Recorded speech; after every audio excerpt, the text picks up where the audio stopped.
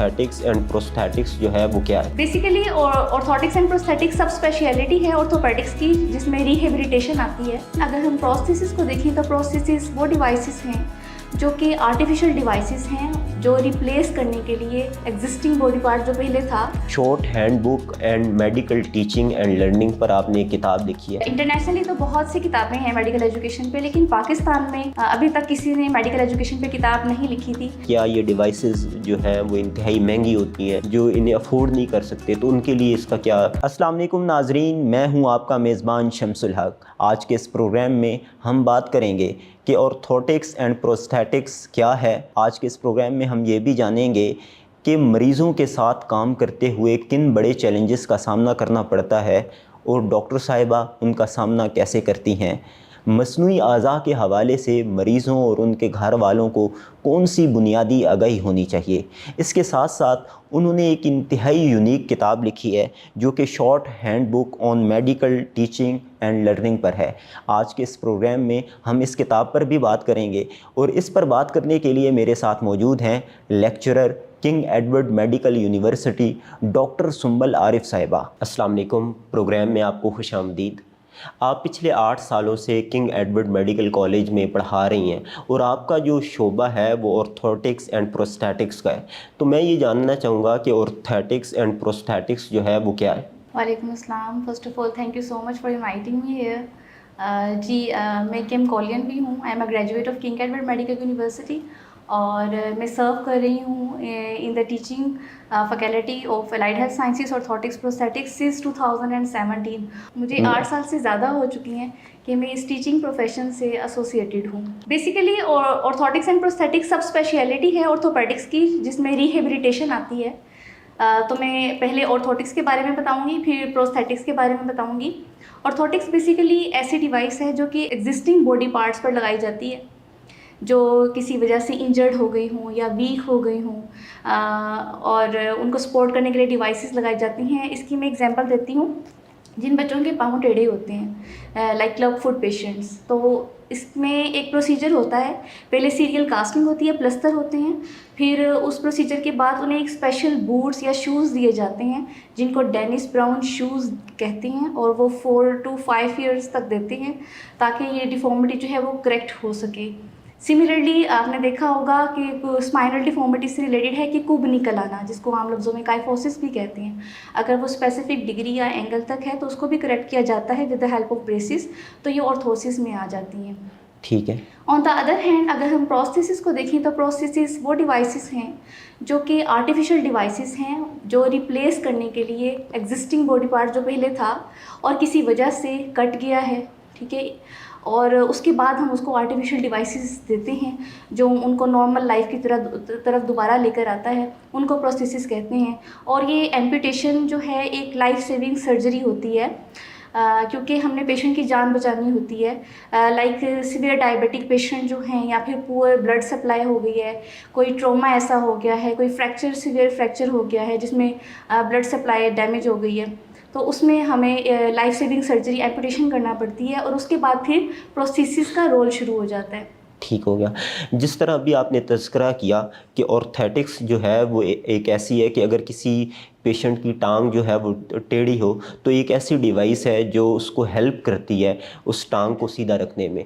और प्रोस्थेटिक्स जो है वो एक ऐसा अमल है जिसमें अगर खुदा न खास्ता किसी हादसे में किसी पेशेंट की टांग जो है वो ज़ाया हो जाती है तो एक मसनूई टांग जो है उसको सपोर्ट करने के लिए बनाई जाती है, जिससे वो अपनी दीगर जो ज़िंदगी है वो गुजार सकता है। तो मरीज़ों के साथ काम करते हुए आपको किन चैलेंजेस का सामना करना पड़ता है और आप उनको फिर किस तरह मैनेज करती हैं? ऐसा है कि जो हमें सबसे ज़्यादा चैलेंजेस फेस करना पड़ते हैं प्रोस्थेटिक्स के पेशेंट्स के साथ वो ये है कि पेशेंट उस चीज़ को एक्सेप्ट नहीं कर रहा होता, उस डिवाइस को या जो भी है, कि एक एक्सटर्नल डिवाइस हमें लगाई जाएगी तो लोग हमें देखकर क्या सोचेंगे। एक कॉस्मेसिस आ जाती है ना कि वो पेशेंट ऐसा सोचता है कि लोग क्या कहेंगे, उसके अंदर सेल्फ कॉन्फिडेंस पैदा करना होता है। तो बेसिकली ये सिर्फ एक प्रोफेशनल का काम नहीं होता, रिहेबिलिटेशन की जाती है और रिहेबिलिटेशन के लिए एक टीम जो है वो दरकार होती है। लाइक हमें ऑर्थोपेडिक सर्जन चाहिए होता है, ऑक्यूपेशनल थेरेपिस्ट चाहिए होता है, इसमें फिजियोथेरेपिस्ट का होना बहुत ज़रूरी है। اور ایک سوشل ورکر ہونا چاہیے، اور آبویسلی اگر پروستھیٹکس کا پیشنٹ ہے تو پروستھیٹسٹ ہونا چاہیے. تو وہ مل کے جو ہے ایک سائیکالوجسٹ جو اس کی سائیکولوجیکل ٹریننگ کرے گا، اس کو ایکسیپٹنس کی طرف لے کر جائے گا. تو یہ بہت ضروری ہے کہ ٹیم ورک ہو، اور ٹیم ورک ہوگا تو اتنی زیادہ ہمیں جو ہے وہ بینیفٹس ملیں گے پیشنٹ کی ایکسیپٹیبلٹی کی طرف. مریضوں اور ان کے گھر والوں کو مصنوعی اعضاء کے حوالے سے کون سی بنیادی آگاہی ہونی چاہیے؟ اب ایسا ہے کہ پیشنٹ سے زیادہ فیملی کا رول ہے، کیونکہ فیملی کو جب تک اویئرنیس نہیں ہوگی تو وہ پیشنٹ کو کیسے اس طرف لے کر آئے گا. پیشنٹ تو خود ایک پیشنٹ ہے اور وہ کیسے اس چیز کو سمجھے گا. تو اس کو موٹیویشنل سپورٹ جو اس کو گھر سے ملنا ہے وہ کوئی ڈاکٹر پرووائڈ نہیں کر سکتا. تو وہ گھر سے ہی اسٹارٹ ہوگا. اس کو موٹیویشن اور اس کی جو فزیوتھیراپی ہے، جو اس کو ہوم ورک ملے گا کہ آپ نے یہ فزیوتھیراپی ان کو گھر پہ کروانی ہے، اور ساتھ ہی ساتھ ان کی ٹریننگ، ان کی موٹیویشن، اور ڈیوائس کی مینٹیننس بہت ضروری ہے، کیونکہ ڈیوائس ہی بہت مہنگی ڈیوائسز ہوتی ہیں اور اس کی مینٹیننس بہت ضروری ہوتی ہے. پراپر کیئر اور پراپر یوزیج، اگر یوزیج ٹھیک نہیں ہوگا تو کبھی بھی وہ صحیح نہیں ہوگا پیشنٹ کے لیے. تو اس کا یوزیج آنا چاہیے. ہمیں پہلے ان کو سکھانا پڑے گا تاکہ وہ پیشنٹ کو اچھی طرح سے سمجھا بھی سکیں اور ٹریننگ کروا سکیں، اور پھر باقاعدگی سے ان کا فالو اپ کرنے کے لیے ان کو سینٹرز پہ لے کر آئیں. تو یہ بہت ضروری ہے کہ پیشنٹ کو اویئر کیا جائے اس بارے میں. ٹھیک ہو گیا. Shorthand book and medical teaching and learning پر آپ نے ایک کتاب لکھی ہے. اس کتاب کو لکھنے کی انسپریشن کہاں سے آئی، اور اس کتاب کے کنٹینٹ کے حوالے سے ہمارے ناظرین کو بتائیے. So recently I had the honor of writing the second edition of my book titled Short Handbook on Medical Teaching and Learning. اور مجھے انٹرنیشنلی تو بہت سی کتابیں ہیں میڈیکل ایجوکیشن پہ، لیکن پاکستان میں ابھی تک کسی نے میڈیکل ایجوکیشن پہ کتاب نہیں لکھی تھی. میرا فرسٹ ایڈیشن 2021 میں پبلش ہوا تھا. ڈیورنگ کووڈ ڈیز میں نے اس کو رائٹ کیا تھا، اور اب ریسنٹلی میں نے 2025 میں اس کا سیکنڈ ایڈیشن لکھا ہے. اور مجھے انسپریشن سچ کہوں تو آنیسٹلی اسپیکنگ کہ اس میں مجھے اپنے اون ایکسپیرینس سے مجھے یہ انسپریشن ملی تھی. بینگ اے اسٹوڈنٹ میں سوچتی تھی کہ لرننگ ریسورسز بہت لمیٹیڈ ہیں، اور ایز اے ٹیچر بھی ہمیں ایک پریکٹیکل گائیڈنس کی ضرورت ہوتی ہے. So I decided to create something جو کہ پریکٹیکل بھی ہو، افیکٹو بھی ہو، اور اسٹوڈنٹ سینٹرڈ لرننگ پہ بیسڈ ہو. اور میں چاہتی تھی، میرا ایم تھا کہ میں اسٹوڈنٹ اور ٹیچرس کے لیے ایک ٹیچنگ اور لرننگ میتھڈولوجیز جو ہے وہ لکھوں جو کہ ان کی جرنی کو اسموتھ اور پروڈکٹیو بنا سکے. اور اسی وین کے ساتھ میں نے اپنی بک لکھی ہے آن میڈیکل ایجوکیشن. ٹھیک ہو گیا. اور اس کا میں سارا کریڈٹ جو ہے کنگ ایڈورڈ اور ہمارے worthy vice chancellor professor doctor Mahmood Ayaz کو ٹریبیوٹ دینا چاہوں گی کہ انہوں نے اپنی فیکلٹی کو گرو کرنے کے لیے، اپنے آئیڈیاز کو ریالٹی میں کنورٹ کرنے کے لیے فیکلٹی ڈیولپمنٹ پروگرامز کے ذریعے اپرچونیٹیز پرووائڈ کی ہیں. سپورٹنگ ڈیوائسز جو ہے ان کے بننے کا پروسیس کیا ہے اور یہ کیسے بنتی ہیں؟ سپورٹنگ ڈیوائسز جو آرتھوسز ہیں ان کا ایک پروسیس ہے. ہماری پراپر ورک شاپ ہوتی ہے جس کو آرتھوٹکس اینڈ پروستھیٹکس ورک شاپ کہا جاتا ہے. یہ ریہیبلیٹیشن ڈپارٹمنٹ کے انڈر آتی ہے، اور اس میں ڈفرینٹ سیکشنز ہوتے ہیں. جب پیشنٹس آتا ہے تو سب سے پہلے اس کی میجرمنٹ ہوتی ہے، اور پھر کاسٹنگ ہوتی ہے. اس کے بعد یہ مولڈنگ سیکشن میں جاتا ہے جہاں پر بالکل اس میجرمنٹس کے اکارڈنگ ریکٹیفیکیشن کی جاتی ہے اس ماڈل کی. تو ہمارے پاس پازیٹیو ماڈل آ جاتا ہے. اس کے بعد لیمینیشن سیکشن میں جاتا ہے. لیمینیشن سیکشن کے بعد فرسٹ ٹرائی ہوتی ہے پیشنٹ پہ فٹ، کیونکہ اگر فٹنگ پراپر نہیں ہے پیشنٹ پر تو ڈیوائس کا کوئی فائدہ نہیں. ہم جتنی مرضی اس کو ایستھیٹیکلی بیوٹیفل بنا لیں یا جیسے بھی، لیکن اگر وہ فٹنگ پرابلمس آتی ہیں تو وہ پیشنٹ کے لیے فائدہ مند نہیں ہوگی، الٹا نقصان دے گی. تو first try is very important.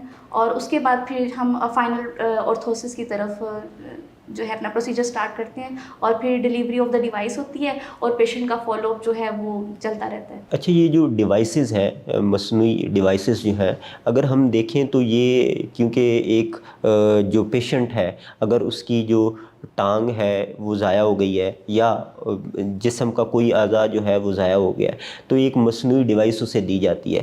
تو اس ڈیوائس کا جو کرائٹیریا ہے وہ کیا ہوتا ہے؟ کیا یہ ڈیوائسز جو ہیں وہ انتہائی مہنگی ہوتی ہیں؟ اگر یہ مہنگی ہوتی ہیں تو جو پیشنٹس جو ہیں جو انہیں افورڈ نہیں کر سکتے تو ان کے لیے اس کا کیا کرائٹیریا ہے؟ میں ہاسپٹل، جیسا کہ آپ کو پتہ ہے کہ بہت پرانا ہسٹوریکل انسٹیٹیوشن ہے، اور یہاں پر یہ ڈپارٹمنٹ جو ہے ریہیبلیٹیشن کا جو ہماری ورک شاپ ہے یہ بہت پرانی ہے. پنجاب کی آپ کہہ لیں کہ فرسٹ ورک شاپ ہے.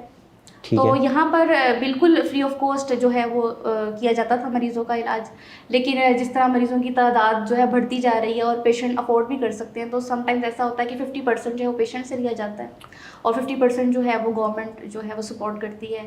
اب ڈفرینٹ NGOs بھی منسلک ہو گئی ہیں ہمارے میں ہاسپٹل میں، تو اس طرح ہے کہ ان کو فری آف کاسٹ بھی جو ہے وہ پروسیسز فراہم کی جاتی ہیں، ماڈیولر پروسیسز بن رہی ہیں. اور اپر لم میں دیکھا جائے تو یہاں پر بائیونک آرمز بننا سٹارٹ ہو گئے ہیں، اور یہ بڑی فخر کی بات ہے کہ یہ ایسا انیشیٹو پاکستان میں لیا گیا ہے جس میں myoelectric technology just like the robotic hand without any surgery اور without any fitting inside, تو یہ جو ہے ایکسٹرنل فٹنگ ہے بالکل، اور مسل کے تھرو جو ہے سینسرز لگائے جاتے ہیں، مسلس کے اوپر سینسرز لگائے جاتے ہیں، وہ سینس کر کے اس کو ایمپلیفائی کر کے جو ہے وہ بالکل نیچرل موومنٹس دیتی ہیں، like just like a normal human hand. تو یہ ٹیکنالوجی آ گئی ہے. یہ بہت ہی مٹیریل ایکسپینسو ہوتا ہے، لیکن یہاں پر جو ہے وہ فری آف کاسٹ دی جا رہی ہیں. اسٹوڈنٹس، ٹیچرز اور پیشنٹ کے لیے آپ کا کوئی پیغام جو آپ دینا چاہیں؟ Very important message.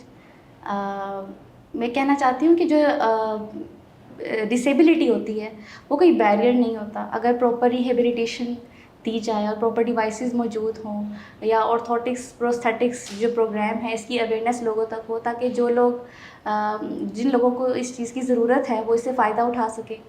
اور اسٹوڈنٹس کے لیے بہت پرومسنگ کریئر ہے پرسیو کرنے کے لیے آگے. اور ٹیچرس کے لیے میرا یہ پیغام ہے کہ آپ کے پاس جو علم ہے وہ شیئر کریں دوسروں کے ساتھ، بیکاز آئی اسٹرانگلی بلیو کہ علم بانٹنے سے ہمیشہ بڑھتا ہے، کم نہیں ہوتا. ڈاکٹر سنبل عارف صاحبہ، پروگرام میں شرکت کے لیے آپ کا بہت شکریہ. اس پروگرام کے حوالے سے اپنا فیڈ بیک کومنٹ باکس میں لکھیے. اگلے پروگرام تک دیجیے اجازت. اللہ حافظ.